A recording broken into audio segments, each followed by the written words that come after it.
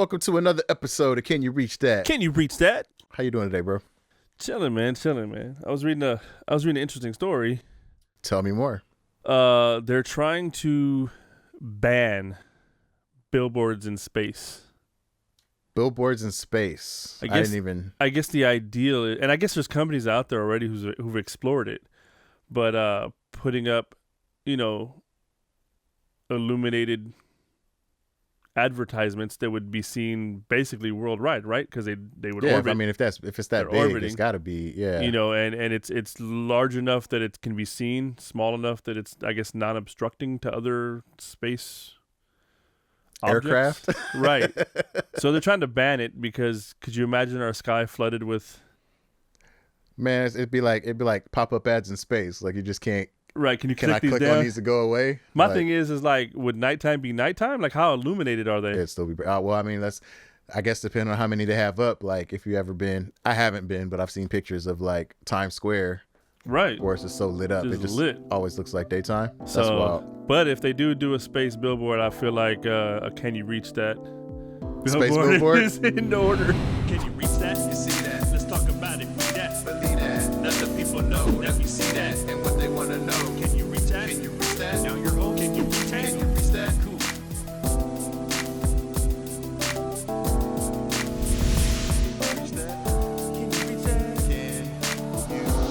Can you reach that? Can you reach that in space? Because I feel like, it speaks for itself. Can you reach that? Can we get some ads on the space station? Like, geez, that's crazy. Space billboards. First off, I already think there's too much junk in space to begin with. Like satellites that have been up there and never been pulled down. Right. So we're going to need space janitors now. Space janitors? Yeah. What's that pay? I don't like flying. Don't worry about it. I don't know. It probably would it still be an underpaid job? Like you're a space janitor? Well, actually, would it be considered flying or floating? Orbiting? If it's, I guess it's in orbit. It's just. So if you'd have to fly to get there, and then I guess thrusters off. Now you're orbiting. Yeah. You'd have to go out. So I'm out then. But I don't know who would get to work the space janitor jobs because migrants are under attack. So. Right. Who wants to be a space janitor? And you definitely don't want a DEI hire, apparently. No. That'll just make things worse. So, ads in space though, that's a crazy concept. I can see it. The fact that they're literally fighting to ban it, like worldwide, like not just nationally. It's already a ban. I think the U.S. already has some sort of legislation that says no space ads, but they're trying to ban it worldwide because there's other companies, other nations that want to do it. That's crazy. And then you got to think about how big this advertisement would have to be in order to see it. Well, would there be billboard beef? Like if some company puts up a billboard, right? They put up some sort of digital billboard, something that's illuminating, and then somebody goes, "Oh, I can get away with flying one 200 feet below that one, so now mine will be in front, blocking it." You know what I'm saying? So then you just have these layers of ads of windows all over the sky, of windows that you can't close. Right. All these pop-ups in the sky. Right, and then what happens when you're advertising, for adult content or adult anything, and then people are going, "Oh my God, that shouldn't be." Well, that'll have to be one of the stipulations. I mean, that's if people care about this, because they'll probably claim freedom of speech. And you're telling me that there's going to be no way these digital billboards would be able to be hacked? Right. I'm guessing they'll be solar powered. I don't know, dude. You're asking the wrong guy. That's crazy. The billboards in space, but I mean, they find places to put ads anywhere. Like it's. Pretty soon they'll be, when you're born, they'll etch something into your eye that will. You'll be a walking ad. I mean, we're already walking ads. We're gonna walk around seeing. Yeah, what's mine ad for? Clucking Bell. Clucking Bell. Baka? When was the last time you ate a Clucking Bell? I cannot recall. I hope not. But yeah, so I thought that was an interesting thing, the fact that they have to actually have that discussion of like, hey, we don't want our sky filled with illuminated. So then now I'm wondering, are they just going to be like 2D ads or are they going to be 3D ads? So we got this giant space shark. You ever watch What If? We'll just have the Watcher in the sky. right. Or Buy Taco Bell. or somehow they make them holographic so that they like the shark Reaching on down, the shark on Back to the Future. Yeah, just reaching down. But it comes Man, from space. that'd be crazy. So We think it's an alien invasion, and it's just an ad for a new type of hemorrhoid cream. right, what kind of pranks could be done with those? You know what I'm saying? Like that's just That'd be crazy. you could prank all kinds of people. Like what if there's a company that goes, hey, we'll prank your wife for for X amount of dollars, and they put some of that billboard specifically targeted at your wife or somebody like that. Yeah. There's a meeting. Yeah, you think it's the end of the world and everything. Right. So They're gonna ban TikTok. pranks galore. right. Oh my God. Hey yo, did you The hear about? suicide rate will go up. Like Did you hear about those creators when they thought TikTok was going away? So they started confessing like all their the fakeness. Yeah. And then they come back and it's like, where'd all my followers go? go. Yeah, there was a lot of them that came out fake. Super So fake. since this is going away, I guess I can just tell everybody, My thing is like there's a few things stupid with that. One, I feel like most people should have already known they were fake because a lot of it Right. just seems too phony. The other side is like, so TikTok is gone. There's other platforms. If that's your niche, why are you messing it up? Right. Like you still have Instagram, YouTube, etc. Right. It's just one Something. platform. If yeah. TikTok never came back, something would replace it as far as popularity. There's plenty of platforms. Right. Why would you ruin your niche so that you can't continue? Like now you just look like a dumbass. Nearsighted. So They don't see the big picture. it's the problem with this generation. Love- Unqualified influencers. Hate it or love it. The underdog's on top. So He are we said gonna start singing? Underqualified influencers. We're gonna do the rest of the episode in lyrics. The underdogs on top. I can't think of any other lyrics, but I'm rap's MVP. Yeah. game. But yeah, I mean, I thought that was interesting. Billboards in space. I mean, the billboards, like you said, billboards on land. Some of those LED billboards, they're bright, bro. Super bright. Up in Inglewood, man. All them I feel bad for people near those neighborhoods. Like Yeah. you're telling me that glare doesn't get to your house? over at it's still called the Forum, right? They just changed Yeah. The one at the Forum, that was the first one that I seen, and then they started putting them up in the streets. And Well, it's all like down Century. There's Century some down has 'em? Century. Yeah. There's some down La Cienega, Manchester. Yeah. That whole area it's bright. They're bright at night, dude. They're super bright. It's like they don't turn them down. I get them being bright during the daytime, but Right, like to at night, compensate I for the feel like sun. there should be a certain level of now that fucking Chick-fil-A, the Chick-fil-A drive-through menu, Right. because their background is just white. Right. I swear, every time I go through there, it's like Can you turn it down, please? Right. I have sensitive eyes. I want to order something, but I'm blind. I can't see what's on your menu. But Can you read it to me? you don't really catch me at Chick-fil-A. We've talked about that. You ain't gonna catch me there. You're too bougie for Chick-fil-A. I am too bougie. I go to Popeyes. You like that That's where the hood. bougie people You go. like that hood chicken. We go to Popeyes and get that bougie food. You like that hood chicken. So, yeah. But I agree. The billboards are bright. Billboards are crazy, but it's cool, seeing everything go digital, just scanning through. You get one billboard up, and you can have. I mean, you can put a billboard up in 12 under an different hour ads. if you have the. You can there's a lot of companies now. You can just upload your file and it's there. It's there. That'll be crazy. So, but yeah, man. Billboards. Pretty soon and I have a hunch this is coming too. You're gonna see some of those billboards because you see them. Some of them play trailers. They play movie trailers. They play video. So I have a hunch that at some point they're gonna install speakers and you're gonna have not only the light pollution but the noise pollution as well. Damn, that'll be crazy. I feel like in some areas, like maybe not necessarily in neighborhoods or that some of those that are that close, but like city. in city areas, you're gonna have the sound going along with those videos or trailers. The downtowns. Either that's gonna automatically take over the Bluetooth in your car. When you drive near it, Right. yeah, you start getting. There's gonna be like an option to like Billboard field of ads. view type of thing. And so if you're in field of view for advertising, there's gonna be some sort of option in cars. I bet you at some point. That'll be crazy. Field of view advertising. So when you get in range, you hear the ad that you're seeing. Yeah. Now you got multi-dimensional ads. You hear I it feel on like the I radio, either just you see invented it. something or I'm stating something that's already in progress. It's one of the two. I mean, Either way, I want to cut. if they got space billboards, I'm sure somebody's thinking about that too. Right. Well, I'm just talking about the near field. No, I'm just saying. Yeah. Like, I feel like I don't know. with AI and everything, who knows what people are coming up with. I mean, they have those dual pane screens and stuff too that you can only. I don't know if you've seen that where it's essentially how 3D works, where you have a left and a right. Well, they have things where you can have a TV and you wear player glasses, call them A, and I wear B, and we can be watching separate shows on the same TV. On the same screen. Yeah, or I could be gaming and you could be watching. You know what I mean? So Ooh, that's wild. they could do that. Maybe do something with the windshields, so the passenger, the driver, could see separate. One thing. You know what I'm saying? Like it That'd be crazy. Your cars identify who sits in the car, and it targets ads at you. That'd be crazy. Can't get away from it. I still feel like I'm inventing stuff as we speak. Can't get away from the targeted ads. This podcast is going to be my copyright notice. Please let us know if you guys are seeing pop-ups on this video, because we didn't do it. Just saying. Or did we? You'll never know. Right? Yeah. So they announced the nominations for the writers, music writers 2025. And the list has some heavy hitters. I don't remember all of them, but some notable ones. Who caught your eye? They had like Sheryl Crow, George Clinton, Janet Jackson, NWA, and Eminem. And I think there's 3 or 4 that I'm forgetting. But those all are part of the nominees for the Hall of Fame of Writer Hall of Fame. That's what's up. So it's a good little package of, you know. Is there a? It's crazy that it's NWA as a collective too, as opposed to like, you know, The individual members within, you know. Eazy-E gonna get accolades and he ain't even right. So At least no, maybe not at that time. not initially. Yeah. I know Cube wrote a lot of that.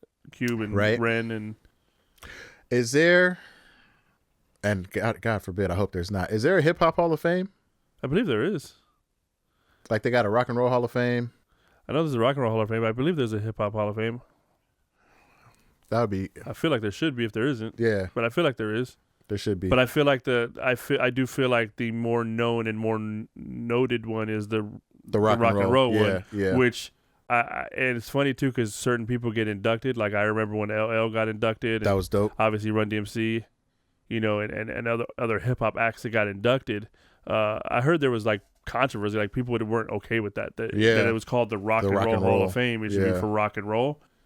I'm like, I feel like when it was named, it was just named because Time frame, era, music. I mean, and most people, when you thought about artists, it was like, oh, you're a rock star. You know, regardless of what you did, you're a rock star. Yeah, you could be a blues singer or something. Oh, you're a rock star. You know what I mean? Yeah. Like for the most part, I mean, it was just a generic term. I mean, we even had songs, "Party Like a Rock Star." Right. So, but can't do that now. I think that I don't know if it should be called the Rock and Roll Hall of Fame anymore. I think it should just be called the Music Hall of Fame, and there should be branches.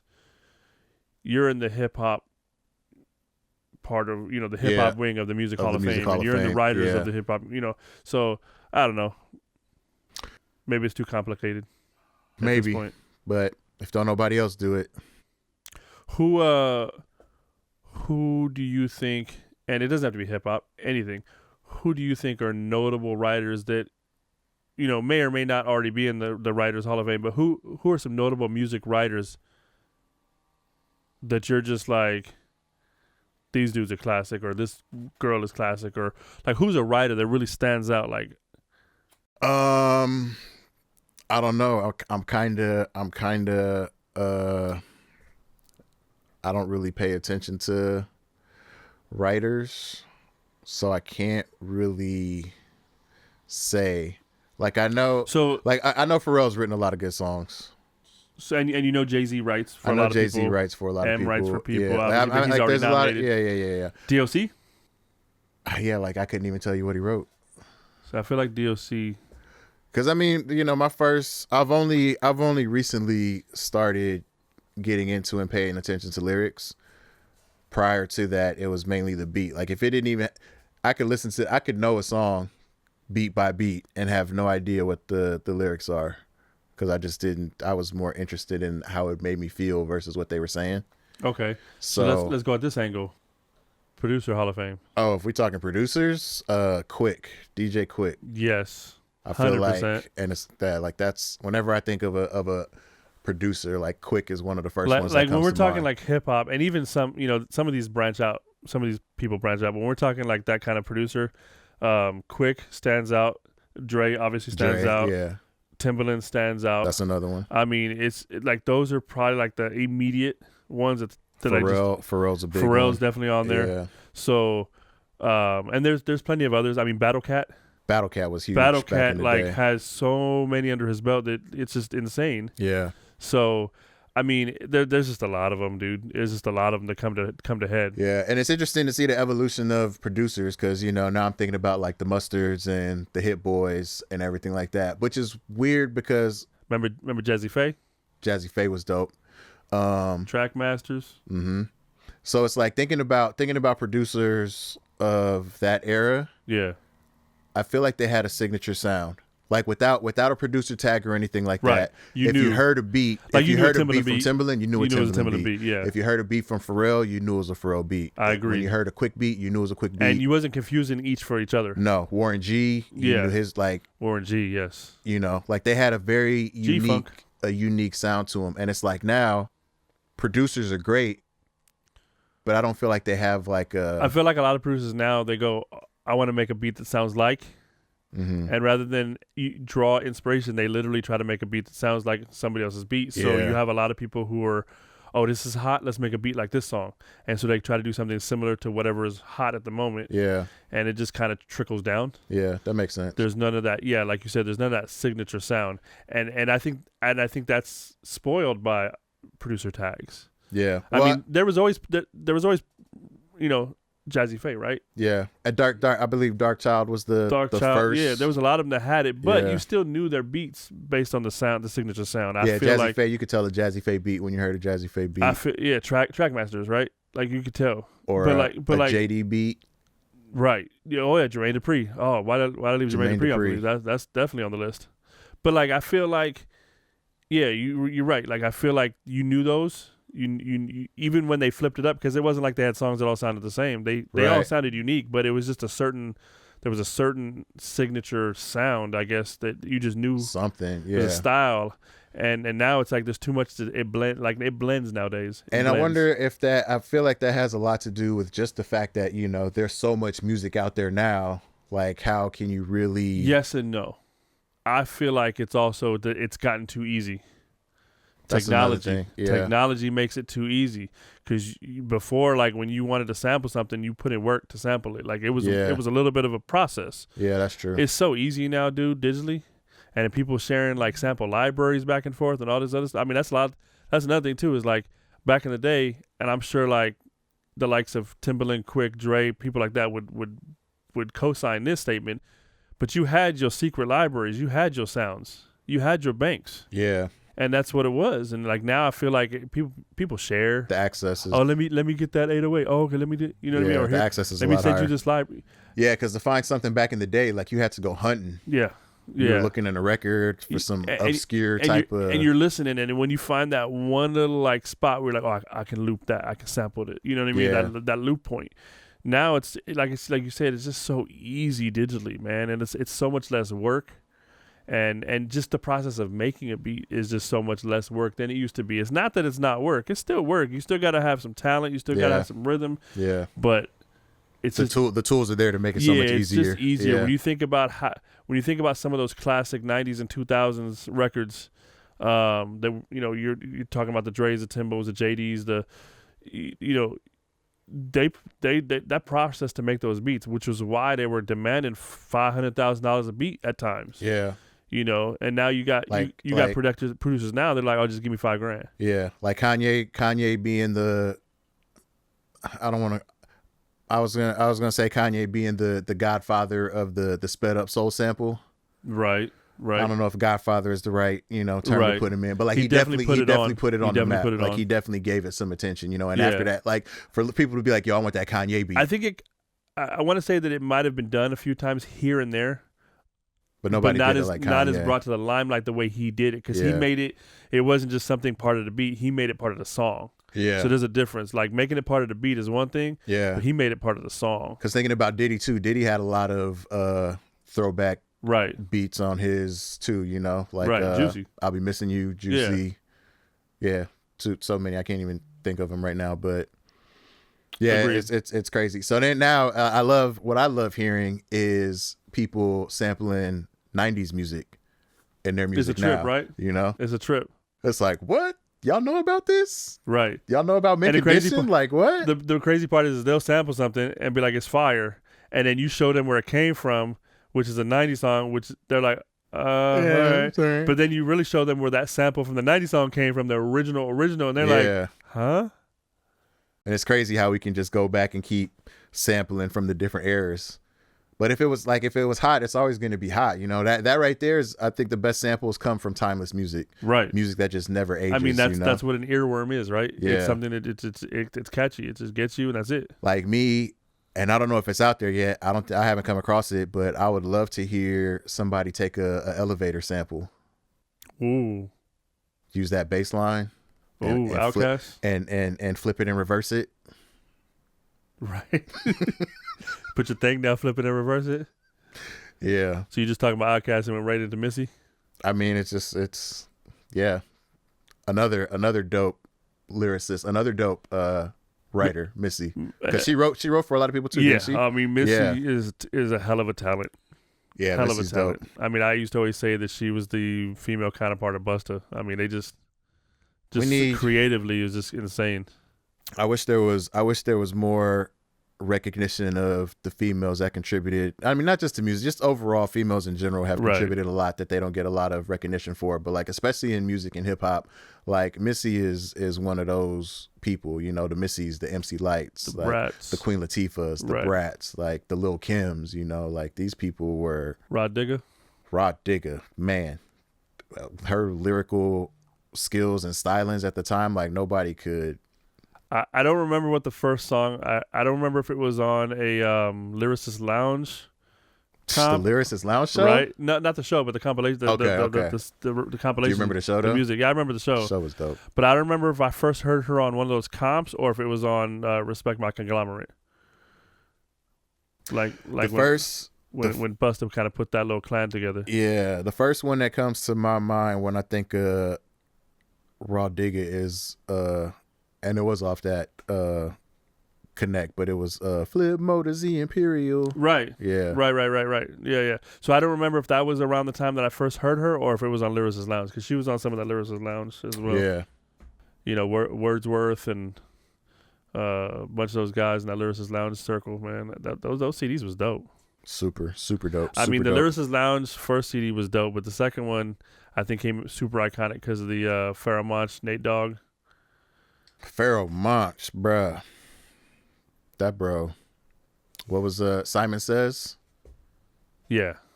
Simon says, get the fuck up, bruh. I like on the album. Another dope sample. I think it was a song that came after.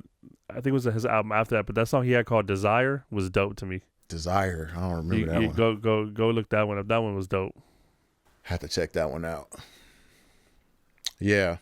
That was, it's just producers though. I love me a good producer. And see, our artists too, I think, have the same fault sort of now to a certain degree, which is like you were saying, like certain beats had styles that was recognizable. I think the artists as well. Like when Busta came on, you knew it by the voice. You knew it, the style, his cadence, his flow. Redman came on, you knew that. Ludacris, Tupac. It didn't matter. They all had their unique style, and it wasn't just the voice. It was their style, the way they flowed, the way each beat they flowed differently because the beat demanded it. Yeah. And I feel like right now, there's like 4 or 5 rap patterns that just get recycled. Like the patterns that they use in their rhymes, it just feels very recycled. It feels very repetitive. There's nobody going out there and they're just riding the beat. I feel like a lot of the newer artists, you can take their lyrics and put it on any beat you want, as long as the tempo's the same. That makes sense. Because no one's really riding the beat. They're just kind of mimicking rhyme patterns. There's one person that's coming to mind right now. Dope. I love his lyrical skills. I love his approach to music. His music videos are great, but DaBaby, I feel like he sounds the same on every song. The beat changes a little bit, but his flow is always, it's him. Like it's his fast rap flow. It's his pop pop pop pop pop pop pop. Right. But like it reminds me of the old Caribbean rhythms, where it's like it's just the same beat every song. So once you put them all together, it all sounds like the same song. All around the world. Right. It's the same song. All around the world.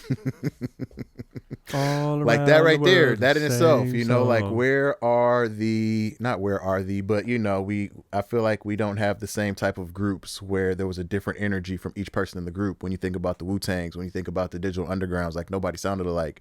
Now I'm saying that in comparison to like a Migos, for example. Not that I'm not a fan of the Migos. Like I listen to their music, but I haven't listened to them enough to differentiate who's who. Right. Agreed. Like I can't listen to them and be like, oh yeah, that's Offset.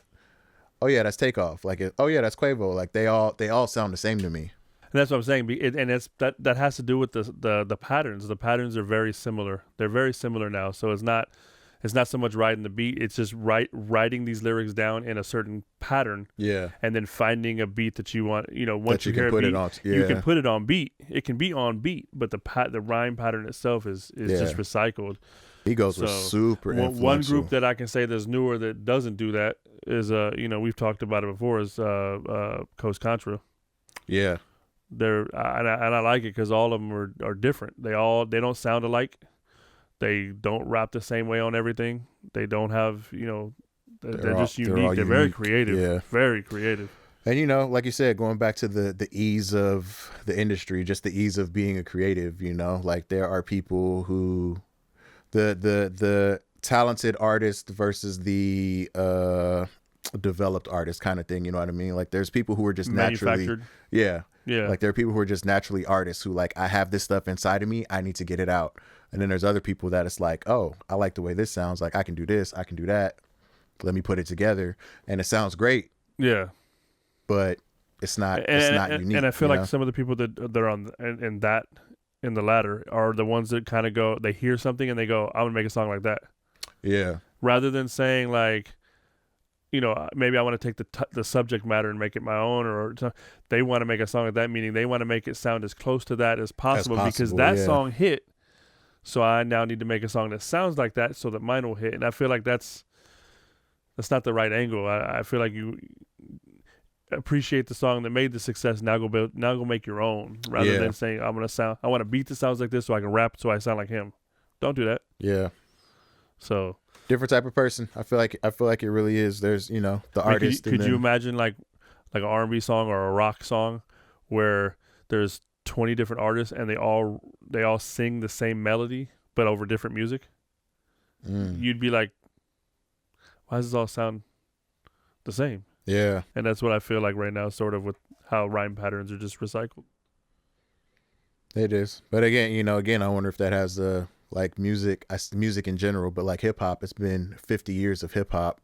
So that's 50 years of sampling, 50 years of lyrics, 50 years of beats, 50 years of different styles, 50 years of the same styles, 50 years of people using the same patterns. And like, it's I guess to be the pioneer, the first one that comes out with that type of style that makes it so known, you know, like a Kanye beat, for example, or a Lil Wayne, for example, you know, like I know Lil Wayne gets a lot of shit now for his concerts, not knowing his lyrics or everything like that. But I mean, mixtape Wayne era, the Carter 3 era, like bro was putting out so much, saying a whole lot of nothing and everything at the same time. Right.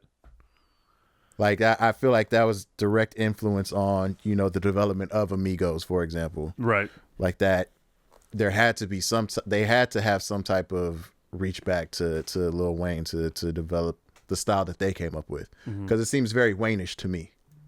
It does. Dope. They did a dope job with it though. But yeah, now I'm thinking about Wayne and New Orleans and No Limit and Cash Money, like the way that the sound, again, going back to that unique sound, you know, like that No Limit sound, that masterpiece sound, like everybody was so unique. It was very signature, very, I mean, and all of them within No Limit had their own. I mean, Mia X, Mystical obviously was very more abstract. Yeah. But Silk, he had his own style, Fiend. Murder.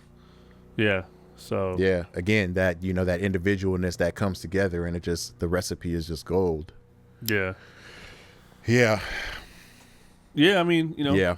And you know, and speaking of different music and unique music, there's a 98 song compilation that was put together. It's the Staying Leaving Records Aid to Artists Impacted by the Los Angeles Fires compilation.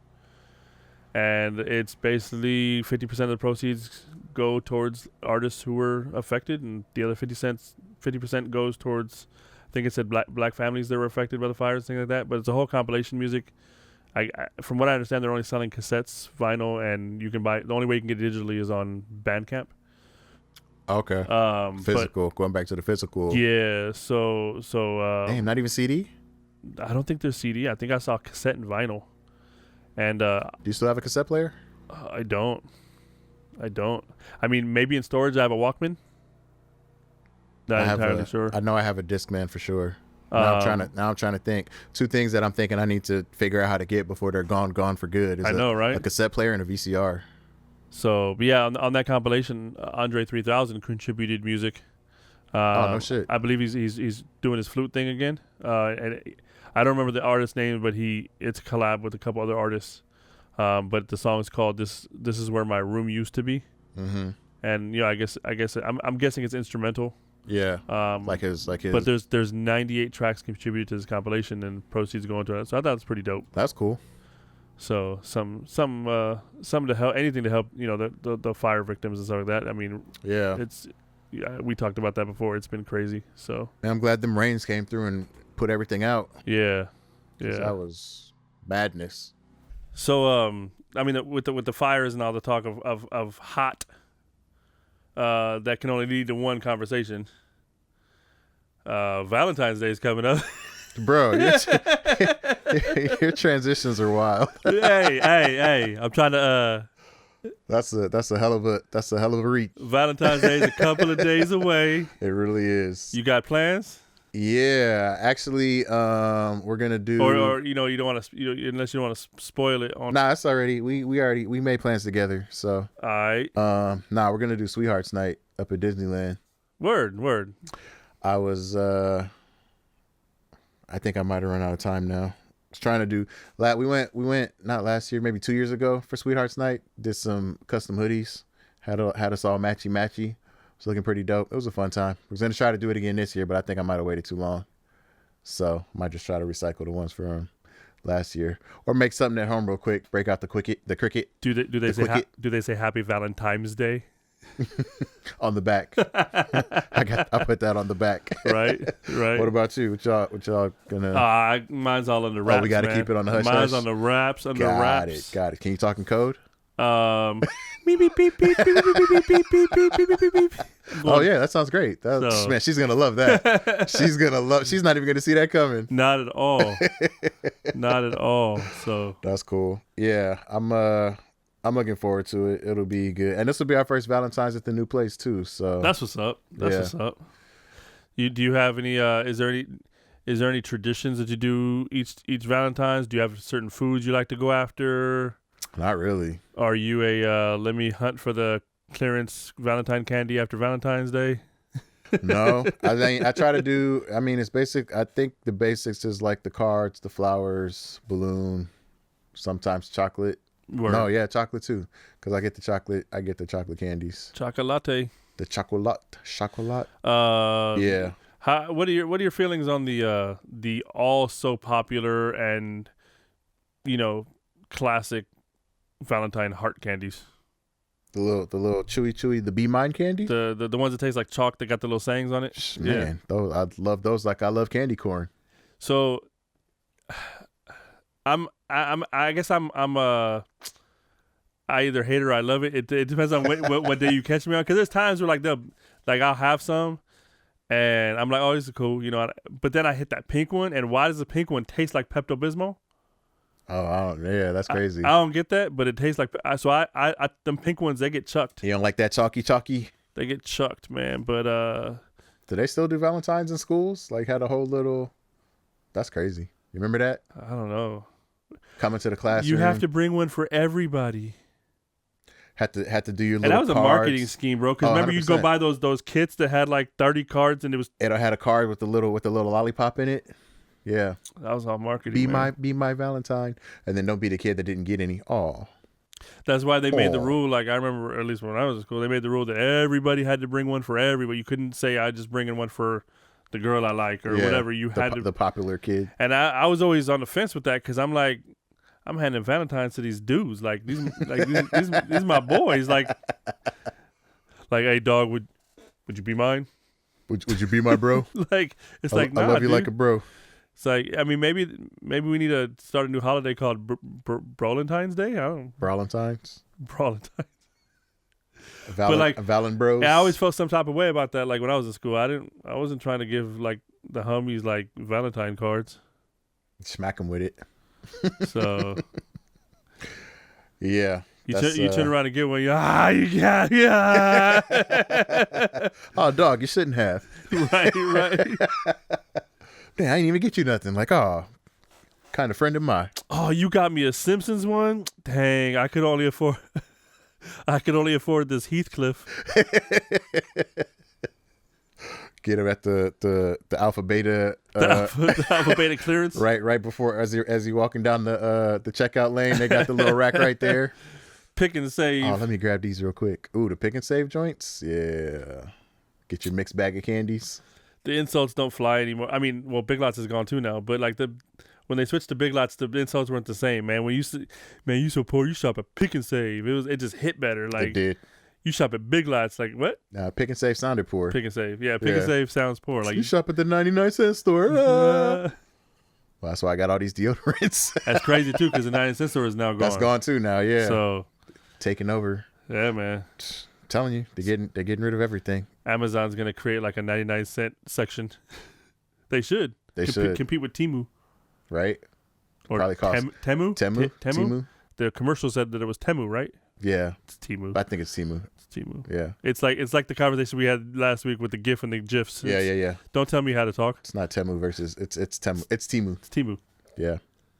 So, well, I guess with that, man, we're reaching. I hope you reach your Valentine's goal or Same. Valentine's goal. No, it's just one. Stupid. It's just one this year.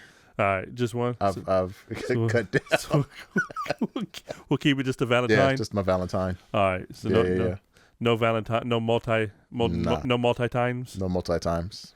That's what's up. I've given those days up. That's what's up. Well, we'll get it in after the Valentine's weekend, and For sure. Happy with Valentine's. that, can you reach that? Can you reach that? Can you reach that? Can you reach that? Brought to you by Double One Entertainment in Coopersville. Hosted by Tango and Coop. And created and edited by Tim Greenlee and Brandon Adolphus. Music, sound design, and editing by Michael B. That's me. Visual art and graphic design by Jonathan Greenlee. Additional visual design by Timothy Greenlee.